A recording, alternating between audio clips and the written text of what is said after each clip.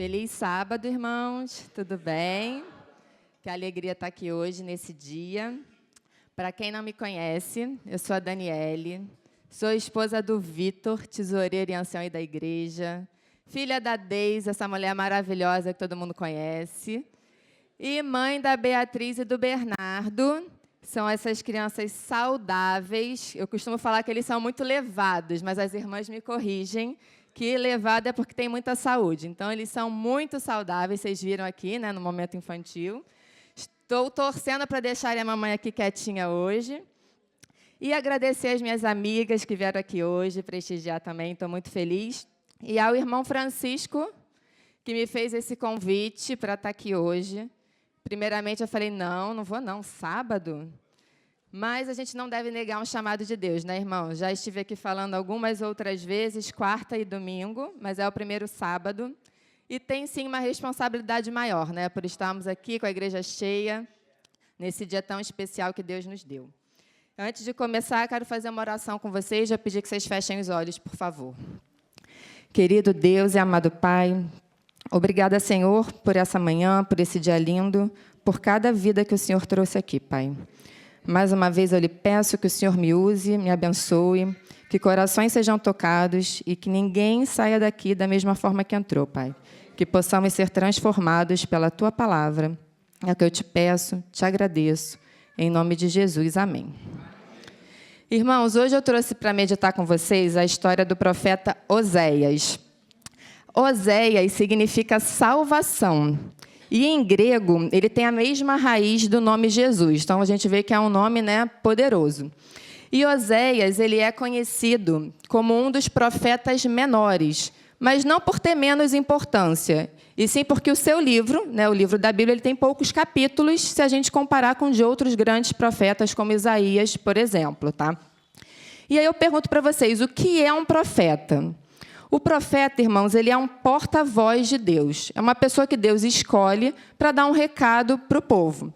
E aí a gente pode assumir que, se ele é um porta-voz de Deus, eu acredito que Deus não escolheria um homem que não andasse em comunhão com ele, né, que tivesse uma vida junto dele, para ser um porta-voz dele. Então, a gente pode assumir que Oséias ele era, sim, um homem que andava em comunhão com Deus.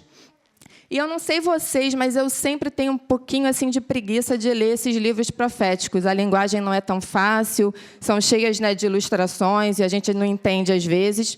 E eu queria dividir com vocês 3 características dos livros proféticos. A primeira, irmãos, é que eles são recados de Deus, né? Os livros proféticos, eles foram recados de Deus para o povo de Israel. E eu tenho certeza que se esses livros estão na Bíblia, é porque eles são recados também para nós, também servem para os dias de hoje, e não só para aquele tempo. A segunda característica é que eles se referem a períodos de crise. Sempre que Deus levantou um profeta, foi para dar um recado para o seu povo, no momento em que o povo estava enfrentando alguma crise. Deus nunca levantou um profeta para falar, olha, povo, está tudo bem, vocês estão andando aí no meu caminho, está tudo certo. Não. Os profetas sempre foram levantados em períodos de crise. E a terceira característica, irmãos, é que os livros proféticos, eles utilizam ilustrações. Por isso que muitas vezes é até difícil da gente interpretar. E essas ilustrações, muitas vezes, são usadas com a própria vida do profeta, que é o que aconteceu com Oséias. Deus usou a própria vida do profeta Oséias para dar um recado para o povo naquele momento. E aí, irmãos, eu quero fazer um parêntese com vocês aqui, depois eu vou linkar com a história, que na Bíblia diz que Deus fez uma aliança com o seu povo. E a gente pode, sim, comparar essa aliança à de um casamento. Na Bíblia, muitas vezes, Jesus ele é mencionado como noivo e a igreja, que somos nós, como a noiva. E, irmãos, casamento é algo muito sério. Foi a primeira instituição criada por Deus. Antes mesmo da igreja, do governo, Deus criou o casamento. E por mais que a gente hoje veja uma distorção do que é o casamento por aí fora, uma banalização, as pessoas casam, descasam, que nem trocam de roupa, Deus criou o casamento para ser algo eterno. E aí não cabe a mim, não estou julgando, eu sei que, infelizmente, muitos casamentos não deram certo, né? Deus também não quer que ninguém seja infeliz para sempre, a gente tem até respaldos bíblicos, né, aí para o divórcio, mas o plano original de Deus, o sonho de Deus é que os casamentos sejam eternos. Isso fica claro quando a gente vê lá um versículo muito conhecido, em Gênesis 2:24, que diz: por isso o homem deixa o homem pai e mãe e une-se à sua mulher, tornando-se uma só carne. Essa expressão, uma só carne, irmãos, deixa claro que o casamento não é para ser algo temporário, superficial. Deus criou o casamento para ser algo eterno, duradouro. Né? E eu fiz esse comentário aí sobre casamento, irmãos, porque a história de Oséias envolve um casamento. Tá? Deus, ele usou a vida de Oséias para ilustrar o que estava acontecendo naquele momento com o povo de Israel. E o povo naquela época, irmãos, estava cometendo muita infidelidade com Deus, muito adultério espiritual. Eles estavam adorando outros deuses, principalmente a Baal, e estavam assim, até se moldando aos rituais pagãos daquela época. E aí eu pensei, como é fácil, né, a gente se moldar aí ao mundão, às coisas erradas, porque a gente acaba sendo a minoria, né? E o mundão está aí. Se você convive com as pessoas erradas, frequenta os lugares errados, você acaba, aquilo que você antes recriminava, você acaba achando natural, e quando você vê, você está ali no meio fazendo. E eu acredito que isso que aconteceu com o povo de Israel lá naquela época. Irmãos, a verdade é que a gente não consegue viver sem adorar. Vocês já pararam para pensar? Até quem é ateu, não adora a Deus, vai adorar alguma coisa. Vai adorar o trabalho dele, o dinheiro, o sucesso, a fama, o futebol, rede social. Tem 1000 coisas aí à disposição para distrair a nossa mente e tirar o nosso foco de quem a gente verdadeiramente tem que adorar, que é o nosso Deus. Então, se a gente não tiver isso firme, muito facilmente a gente se distrai e começa a adorar outras coisas. Não que a gente não possa dar valor ao nosso trabalho, o dinheiro é importante, mas adorar, irmãos, somente a Deus. E agora, entrando aí na história de Oséias, o primeiro versículo que eu quero dividir com vocês está em Oséias 1, versículo 2, que diz assim: quando o Senhor começou a falar por meio de Oséias, disse-lhe: vá, tome uma mulher adúltera e filhos da infidelidade, porque a nação é culpada do mais vergonhoso adultério, por afastar-se do Senhor. Por isso, ele se casou com Gomer, filha de Diblaim, e ela engravidou e lhe deu um filho. Que pedido estranhos, né, irmãos? Deus, que abomina o adultério, é inclusive um dos mandamentos, não adulterarás, pede para o seu profeta casar com uma mulher adúltera. E ele pediu isso, irmãos, porque na época ele estava em casamento com um povo adúltero, um povo que estava sendo infiel a ele. E ele quis, como eu falei para vocês no início, ele quis ilustrar com a própria vida de Oséias o que estava acontecendo. E ali, irmãos, pensem vocês, quando Deus fala para ele se casar, é para pegar aquela mulher, dar o nome dele para aquela mulher que tinha uma má reputação, desfilar, entrar nas igrejas, nas sinagogas e falar: eu não tenho vergonha dessa mulher, eu vou me casar com ela. E é um paralelo que é aquilo que Jesus sempre fez por nós, né? Não tem vergonha de nós, independente do pecado, do adultério que nós estamos cometendo. E aí imagina, irmãos, esse Oséias, né, chegando em casa para contar para os seus pais que vai se casar. Que pais não ficam felizes com essa notícia? Alguns eu sei que não, né? Não querem que os filhos saiam de casa nunca. Mas eu imagino assim, um dia essa hora vai chegar para mim e eu vou ficar muito feliz se meus filhos escolherem bons esposos e bons esposas para se casar. Caso contrário, a gente não vai ficar feliz, né? A gente quer nosso filho com uma boa pessoa. E os pais dele devem ter pensado: meu filho, você vai se casar, que bom. Meu filho é um profeta de Deus, né? A expectativa dos pais estava lá em cima. Com quem que você vai casar? É a filha de um outro profeta? É a fulana, a ciclana? E ele fala: não. Pai, eu vou me casar com uma garota que trabalha no prostíbulo. Vocês já pensaram ouvir uma coisa dessa? E os pais com certeza falaram: o quê? Você está louco? Você só pode estar louco, meu filho. Não. Irmãos, agora imaginem Jesus quando ele estava lá no céu e anunciou para os anjos: eu vou descer lá naquela terra, naquele prostíbulo, cheio de pecado, porque eu preciso entregar a minha vida para salvar todas aquelas pessoas pecadoras que não demonstram amor por mim. Os anjos devem ter falado para Jesus, você está louco? Você, Jesus? Não, você não pode ir. Deixa que eu vou no seu lugar. Não, você é criatura, eu sou criador. Eu que tenho que descer e tenho que ir lá, irmãos. E Jesus fez isso por nós, não é? Amém? Irmãos, e a história conta que Gomer teve 3 filhos. Aqui no primeiro a gente já vê, né? Filha de Diblaim, ela engravidou e lhe deu um filho. No versículo 6 diz, Gomer engravidou novamente, deu à luz uma filha, então o Senhor disse a Oséias, dele o nome de Lo-Ruama. No versículo 8, depois de desmamar Lo-Ruama, Gomer teve outro filho. Eu não sei se tem algum professor de português aí ou professora, mas para mim ficou claro. Se a gente vê aí no versículo 3, diz que ela engravidou e lhe deu um filho. Esse pronome aí, lhe deu, deixa claro que o filho era de Oséias. Ela lhe deu um filho. Mas se a gente vê no versículo 6 e 8, simplesmente diz que ela deu à luz uma filha e que depois teve outro filho. Levando em consideração que Gomer era uma mulher adúltera e infiel, a gente pode sim ficar na dúvida, será que esses filhos eram de Oséias ou não? Só que os nomes dos filhos de Oséias, irmãos, foram nomes simbólicos dados por Deus, que vai responder essa pergunta aí para a gente. Ó. O primeiro, Gisreel, que foi o primogênito, quer dizer Deus semeia. Gisreel era o nome de uma cidade onde Jezabel, que era uma idólatra sanguinária, foi morta. Então, a mensagem aqui, Deus, é que Deus vai tratar o povo como idólatras, como eles estavam realmente sendo, estavam idolatrando outros deuses.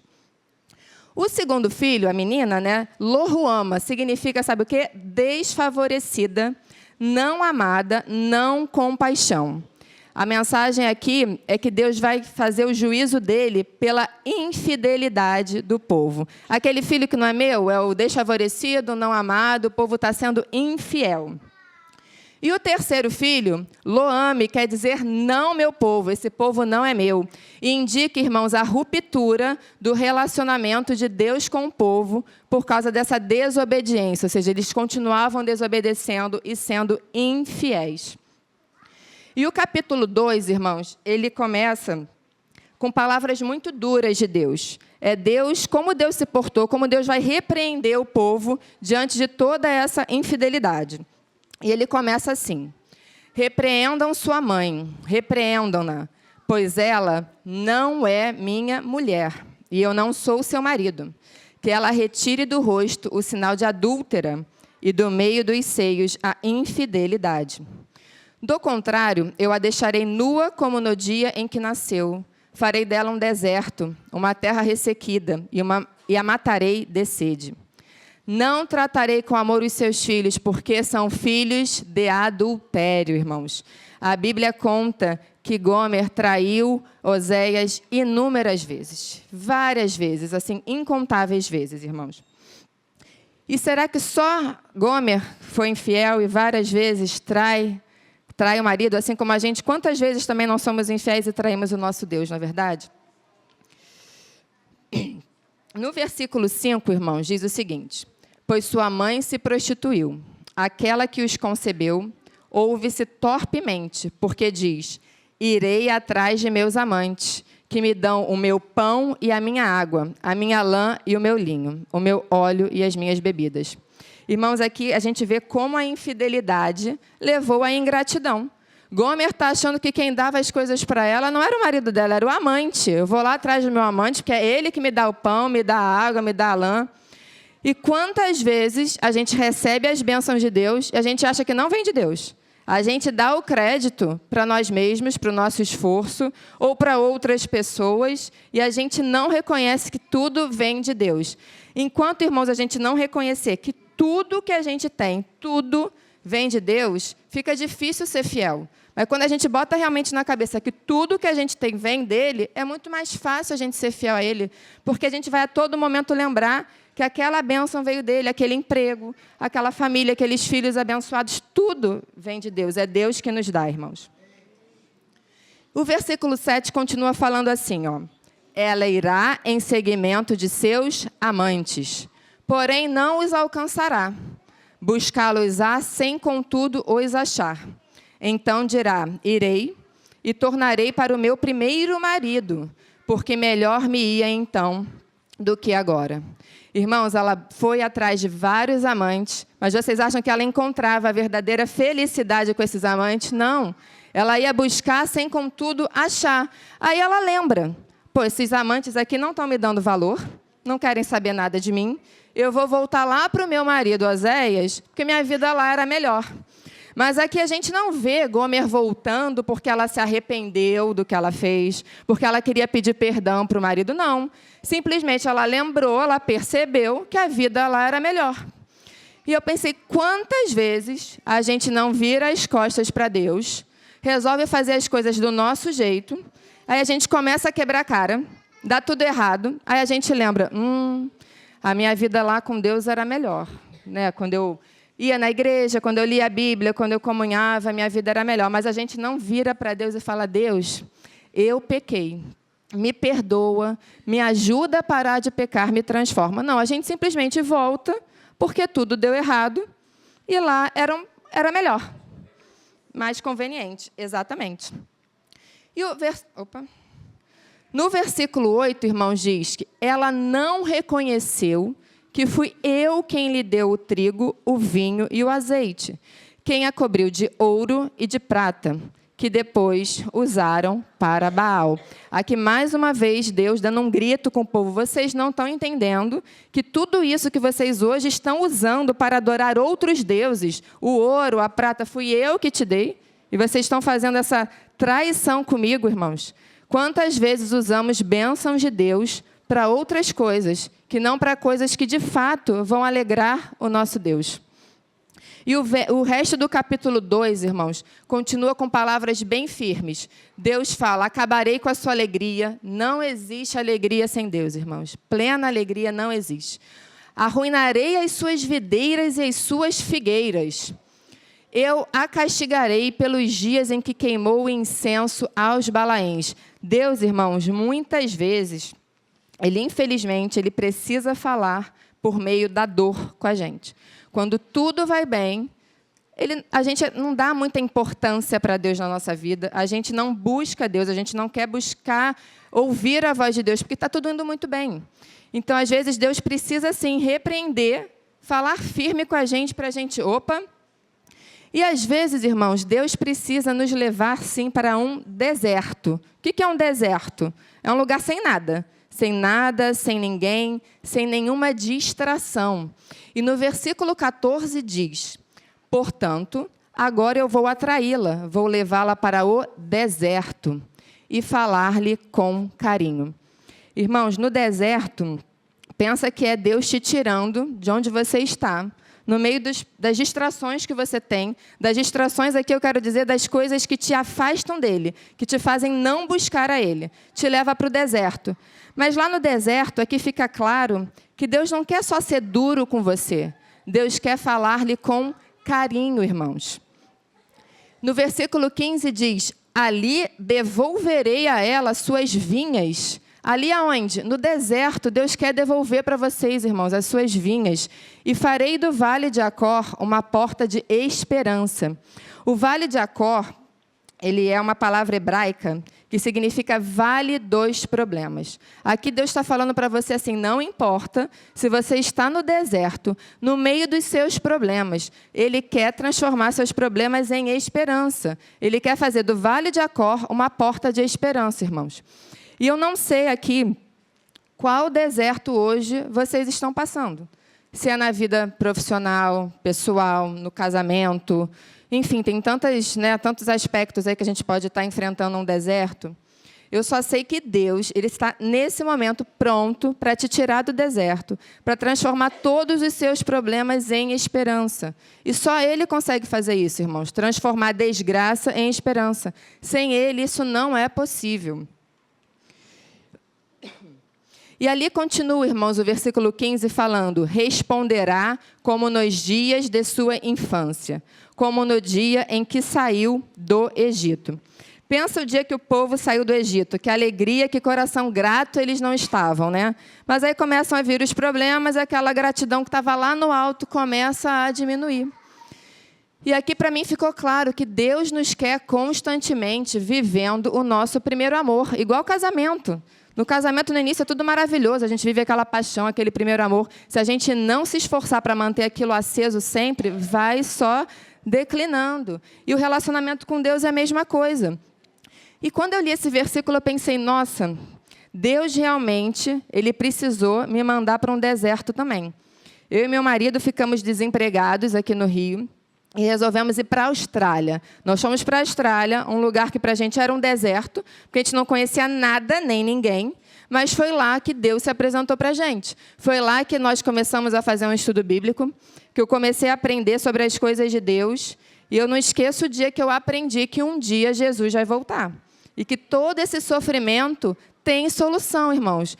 Eu tenho, de fato, assim, eu fico triste pelas pessoas que vivem sem essa esperança, porque se tendo essa esperança já é difícil, imagina as pessoas que acham que isso aqui não tem solução. Tem, irmãos. E quando eu comecei a aprender isso, eu vivia um primeiro amor tão grande que eu não tinha vergonha. Eu falava para todos os meus amigos que eu tinha na Austrália, amigos do Brasil. Minha mãe, coitada, foi a que mais sofreu e se beneficiou, porque eu ligava para ela, eu despejava tudo que eu estava aprendendo, porque eu queria que ela soubesse daquelas coisas que eu estava aprendendo também.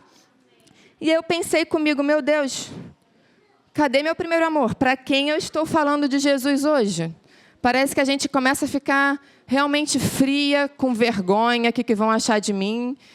E Deus nos quer, às vezes, levar para o deserto para que a gente volte a ter esse primeiro amor, irmãos. Para que a gente tenha essa sede, essa vontade de falar desse Jesus tão maravilhoso que transforma nossas vidas. Porque a minha vida, com toda certeza, é totalmente diferente. É muito melhor desde o dia que eu o conheci. E eu desejo isso para todo mundo, irmãos.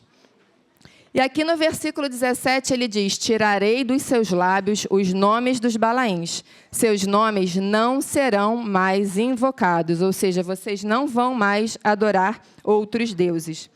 Irmãos, aqui no capítulo 2, apesar de Deus ter começado muito firme, né, com o povo, eu vou te castigar, eu vou tirar sua alegria, a gente consegue ver que o propósito de Deus nisso tudo é a transformação. É dar esperança, é fazer com que o povo pare de adorar outros deuses.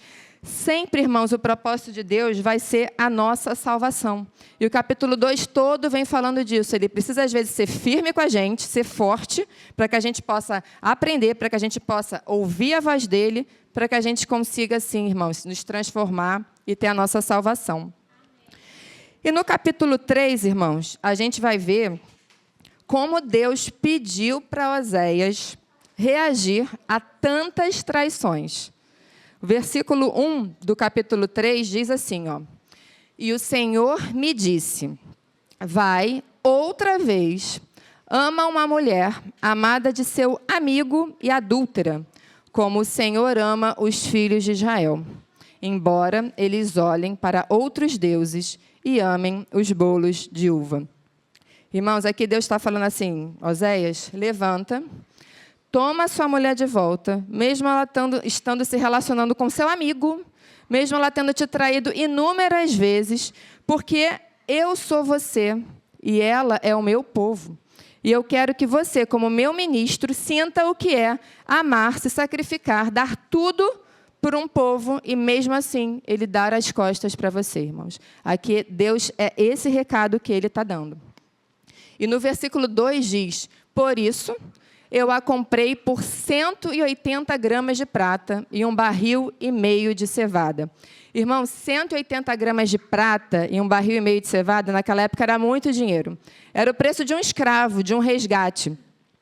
E ali, Oséias, para resgatar a mulher, ele teria que ter esse valor. Irmãos, aqui eu fiquei pensando o seguinte, né? Claramente, apesar de Deus repreender o povo no capítulo 2, no capítulo 3 ele está falando sobre o alto preço do resgate, que todos nós sabemos qual foi, né? Foi a morte de Jesus na cruz por nós. E sabe por que, amor? Sabe por que é possível? Por que Deus fez isso por nós? Ele pede isso para a gente? Só Deus consegue fazer uma separação total entre o pecado e o pecador. Deus, com certeza, abominava o adultério, como abomina até hoje. Mas Ele ama o adulterador. Olha que difícil isso. Só Deus consegue fazer isso. Deus odeia o assassinato, mas Ele ama quem assassinou. E nós, muitas vezes, uma pessoa faz uma coisa pequena com a gente não consegue separar. A gente vira as costas para a pessoa, a gente não quer mais falar com ela, a gente para de amar aquela pessoa. Só Deus consegue fazer essa separação. E é por isso que mesmo Deus, vendo que todos nós éramos infiéis, pecadores, Deus se sacrificou por nós. Pagou um alto preço para nos salvar.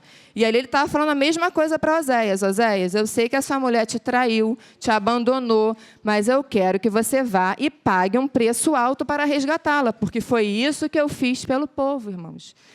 E é tão difícil isso, eu peço a Deus todos os dias que Ele me ajude a ter um coração mais puro, a conseguir separar o pecado do pecador, a não guardar mágoa das pessoas que muitas vezes, né, nos chateiam. Isso é muito difícil, né, irmãos?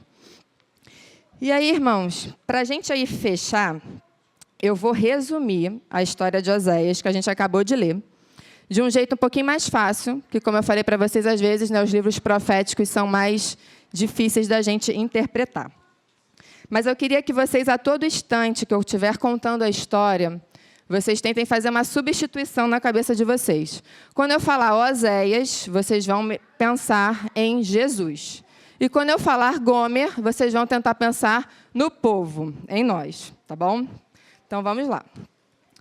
Irmãos, Oséias, ele se casou com Gomer, mesmo sabendo que ela era uma mulher adúltera, prostituta. Eu imagino que ele tivesse várias pretendentes, ele era um profeta de Deus, mas ele escolheu uma mulher com má reputação. Ele não teve vergonha, irmãos, em nenhum momento, de declarar o seu amor publicamente por essa mulher.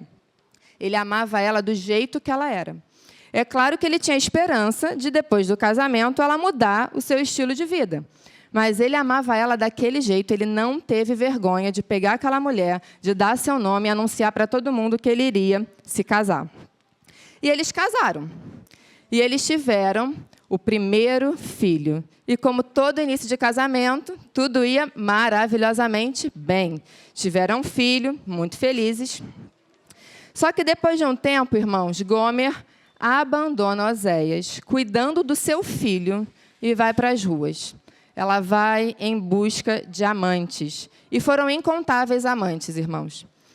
Até que essa mulher engravida. Só que aqueles amantes não queriam saber de filho, não queriam dar valor para ela, eles só estavam usando aquela mulher. E aí ela lembra que ela tinha uma casa com um marido que a amava, que a valorizava. E o que ela decide fazer? Eu vou voltar para a casa do meu marido, porque lá eu era amada e valorizada. E Oséias, que estava desolado, abandonado com seu filho, vê Gomer chegando. Por mais triste que ele tivesse, ele olha para Gomer e fala: eu te aceito de novo, eu te amo e eu te perdoo. Vamos começar tudo de novo. E então, Gomer volta a morar com Oséias. Mas, infelizmente, irmãos, depois de um tempo, Gomer volta para as ruas à procura de outros amantes. E, mais uma vez, ela engravida. E, mais uma vez, ela se sente abandonada, porque aqueles amantes não querem nada com ela. E ela, mais uma vez, ela lembra, minha vida era melhor com o meu marido, com Oséias. Eu vou voltar para casa. Mais uma vez, ela volta para casa. E Oséias, mesmo que devastado, triste com aquela atitude, abandonado com 2 filhos, recebe a sua esposa com o 3º filho, 2º filho de adultério, e fala: eu te perdoo. Por amar tanto aquela mulher, irmãos, ele não quer desistir dela em hipótese nenhuma, ele ama aquela mulher, independente do que ela faça, ele a ama.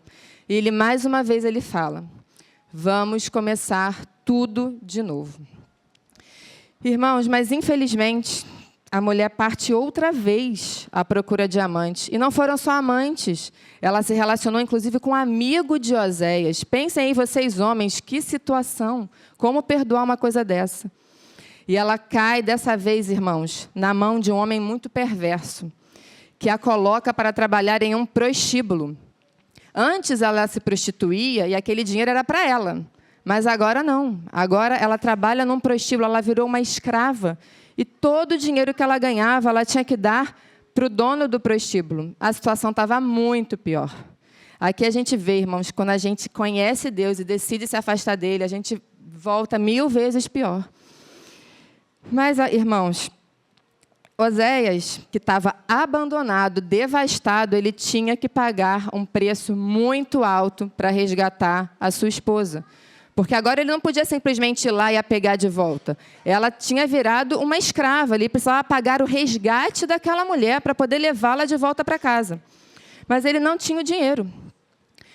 Irmãos, Oséias trabalhou, Oséias suou, Oséias fez suas mãos sangrarem, suas mãos marcarem, ficarem marcadas por toda a eternidade, para conseguir o dinheiro e resgatar a sua mulher.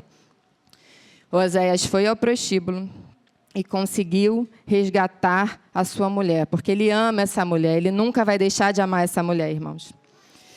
Agora, imaginem o final feliz, quando essa mulher chega em casa e vê as mãos ensanguentadas e marcadas do marido, e pergunta para ele, por que suas mãos sangram? E ele diz, eu tive que trabalhar duro, me sacrificar muito, para pagar o alto preço da sua liberdade.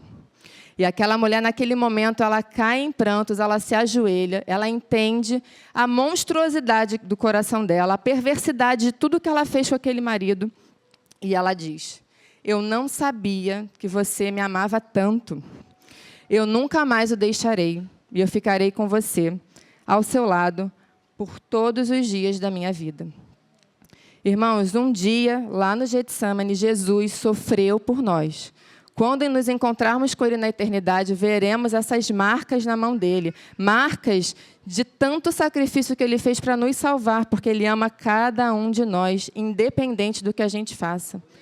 O que Jesus mais quer é que a gente um dia nos ajoelhe, peça perdão e fale, meu Deus, obrigada por tudo que o Senhor fez por mim. Eu nunca mais quero largar as suas mãos. Eu quero viver contigo pelo resto da minha vida, irmãos. E eu não sei hoje o quão longe vocês estão de Deus, o quão longe vocês já foram de Deus. O que eu sei é que Deus está hoje pronto, te esperando para ter você de volta, para começar tudo de novo com Ele. Porque o que Ele mais quer é a nossa salvação, irmãos. Que a gente possa entender que esse incansável amor de Deus, porque Deus nunca vai se cansar de lutar por cada um de nós. Pode ser só um, está faltando um. Ele vai incansavelmente atrás desse um, irmãos. Que a gente aprenda com isso e que a gente decida todos os dias a não largar as mãos dele. Amém.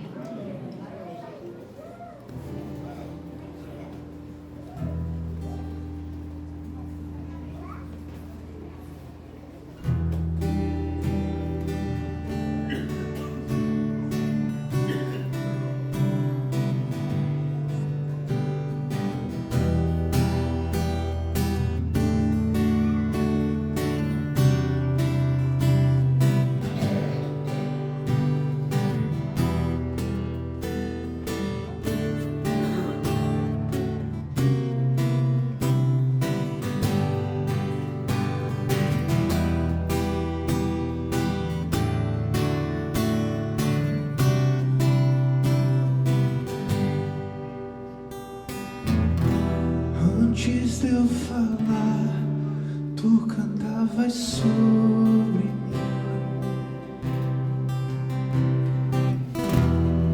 Tu tens sido tão bom pra mim. Antes de eu respirar, sopraste tua vida em mim.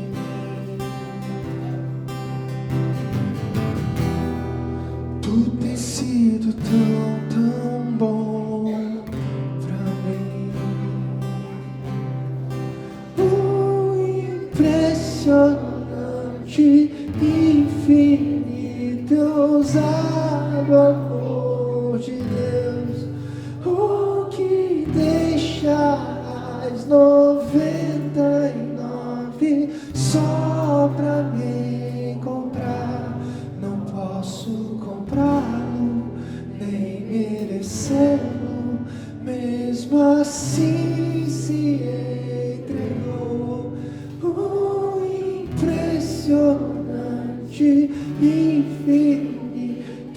ousado amor de Deus. Yeah, yeah.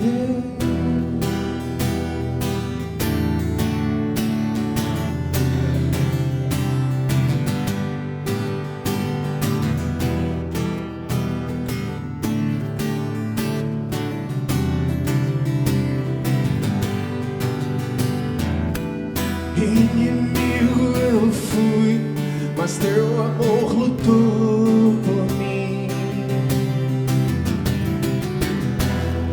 Tu tens sido tão, tão bom pra mim. Não tinha valor, mas tudo pagou por mim.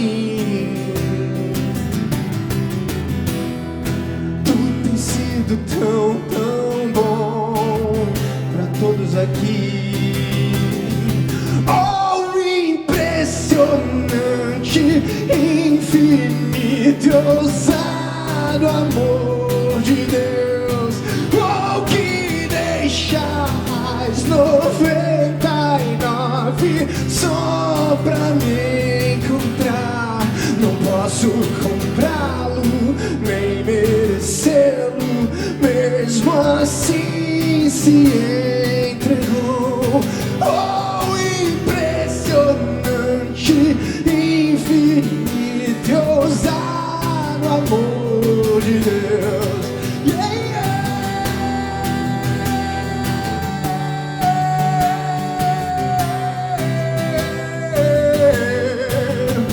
Ele deixou 99 ovelhas para trás, trazer você para esse aprisco aqui, hoje, agora. Louve. Traz luz para as sombras, escala montanhas para me encontrar. Derruba muralhas, destrói as mentiras para me encontrar.